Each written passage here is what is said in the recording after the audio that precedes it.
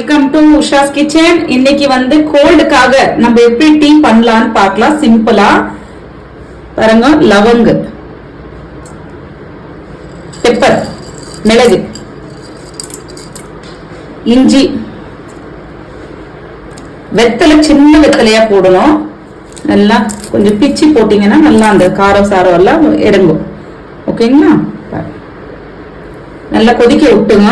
ஒரு 5 நிமிஷம் கொதிக்க விட்டு அதுக்கப்புறம் அடுத்த இதுக்கு போகலாம். நம்ம கோல்டு பிடிச்சிருங்களுக்கு அந்த மாதிரி ஆளுங்க பிடிச்சாங்கன்னா கொஞ்சம் கோல்டு எல்லாம் கம்மியாகும். நல்லா கொதிச்சிருக்கு பாருங்க. இந்த மாதிரி கலர்ல வந்த உடனே கொஞ்சோண்டு டீ பவுடர் போடுங்க. 1 டீஸ்பூன் 1.5 டீஸ்பூன் போட்டா போதும்.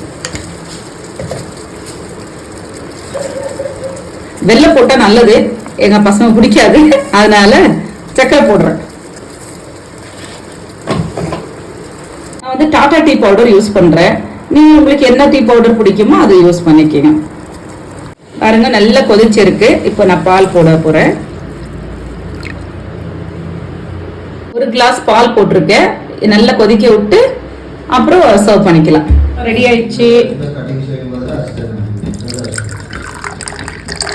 ரெடி.